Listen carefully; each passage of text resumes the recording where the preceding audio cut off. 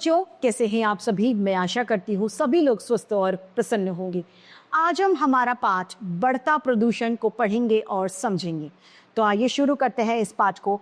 ये है पाठ 14, बढ़ता प्रदूषण। आज लोग सर्वत्र प्रदूषण से परेशान है। सर्वत्र यानी सब जगह प्रदूषण, यानी जो प्रदूषण फैल रहा है उससे परेशान है, पॉल्यूशन से। क्या गांव, क्या शहर, कहीं कम तो कहीं ज्यादा, लेकिन प्रदूषण हर जगह है। लेकिन हर जगह प्रदूषण फैलाए, आइए इसके बारे में पढ़ते हैं। प्रदूषण का अर्थ है वातावरण का दूषित होना, प्रदूषण कहलाता है। आज का युग विज्ञान का युग है। मनुष्य ने अपनी सुख सुविधाओं के लिए अनेक आविष्कार किए हैं, जिसने धरती, आकाश और जल पर अपना आधिपत्य यानी अधिकार जमा लिया है। इसके साथ साथ उसने प्रदूषण की समस्या को भी जन्म दिया है, यानी इसके साथ साथ प्रदूषण भी बढ़ता जा रहा है। मनुष्य के शरीर को शुद्ध वायु में जल की आवश्यकता होती है, जिन्हें प्रकृति ने मनुष्य को विशुद्ध रूप में दिया है। लेकिन आज मानव ने ही प्रकृति के इन उपहारों यानी इन तोहफों में गड़बड़ी उत्पन्न कर दी है। इनका दूषित होना प्रदूषण कहलाता है। प्रदूषण की समस्या पूरे विश्व के सामने है, यानी पूरा विश्व ही प्रदूषण को झेल रहा है। लेकिन भारत में यह समस्या अत्यधिक विकट यानी बहुत ज़्यादा बड़ी हो रही है और बहुत ज़्यादा बढ़ चुकी है। प्रदूषण मुख्यतः 3 प्रकार के होते हैं: वायु प्रदूषण, जल प्रदूषण और ध्वनि प्रदूषण। 3 प्रकार है प्रदूषण के। सबसे पहला है वायु प्रदूषण। प्राणवायु जीवन का आधार है। यदि प्राणवायु नहीं है तो हम जीवन की कल्पना भी नहीं कर सकते। प्राणवायु से हमारा तात्पर्य है वायु यानी ऑक्सीजन। वायु में ऑक्सीजन की मात्रा का घटता क्रम कार्बन डाइऑक्साइड व कार्बन मोनोऑक्साइड जैसे विषैली गैसों का बढ़ना है। ऑक्सीजन की कमी की वजह से सांस लेने में भी परेशानी होती है और कई रोगों का जन्म होता है। ऑक्सीजन की मात्रा बढ़ाने वाले वृक्षों को ज्यादा लगाने के स्थान पर मनुष्य उन्हें काटना हम लोगों ने शुरू कर दिया है। आजकल यातायात के साधनों में इतनी अधिक वृद्धि हो गई है कि वे हर समय जहरीला धुआं छोड़ते रहते हैं। वे वायुमंडल को दूषित बना देते हैं। बढ़ते उद्योग धंधों के दुर्गंधपूर्ण गंदे नालों का दूषित जल और जहरीला धुआं उगलती हुई जो चिमनियां हैं, वह भी वायु प्रदूषण की समस्या को उन्होंने भी बढ़ा दिया है। इसी कारण से आज खांसी, दमा, तपेदिक यानी टीबी के रोगों की संख्या लगातार बढ़ती ही जा रही है। किसकी वजह से? वायु प्रदूषण की वजह से। अब है दूसरा बिंदु हमारा जल प्रदूषण। मनुष्य की दूसरी प्रमुख आवश्यकता है जल। आज मनुष्य को पीने के लिए साफ यानी स्वच्छ जल नहीं मिलता।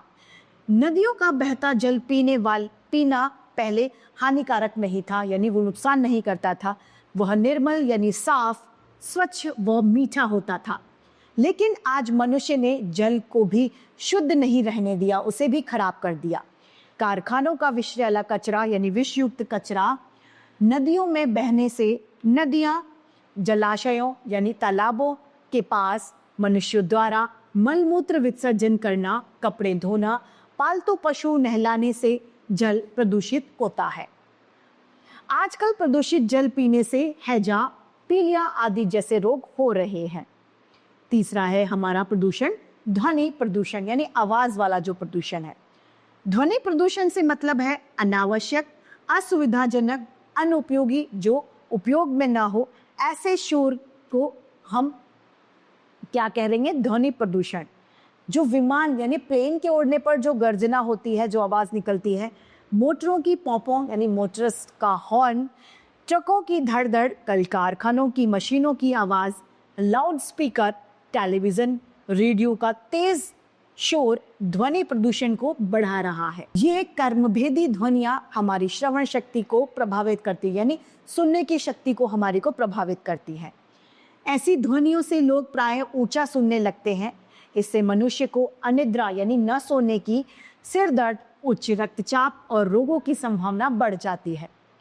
प्रदूषण की समस्या बहुत गंभीर समस्या है। इस समस्या के निराकरण का उत्तरदायित्व केवल सरकार का ही नहीं, इसके लिए हम सभी का जागरूक होना भी जरूरी है।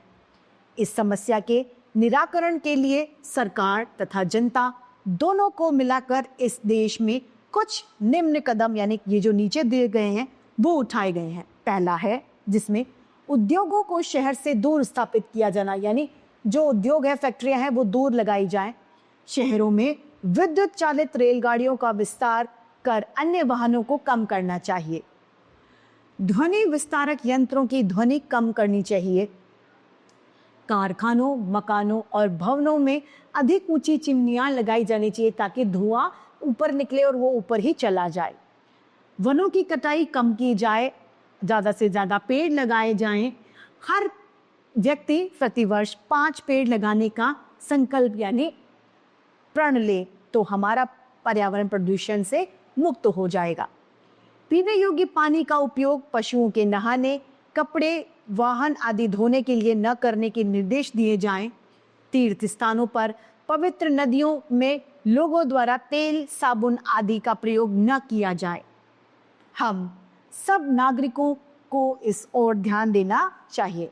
अतः आज के युग की सबसे बड़ी समस्या प्रदूषण को कम करना, जिसमें मनुष्य स्वच्छ वातावरण में जी सके और आने वाली पीढ़ी भी सुरक्षित रह सके।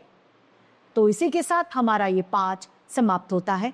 मैं उम्मीद करती हूँ सभी को ये समझ में आया होगा। आज के लिए इतना ही, फिर मिलते हैं। धन्यवाद।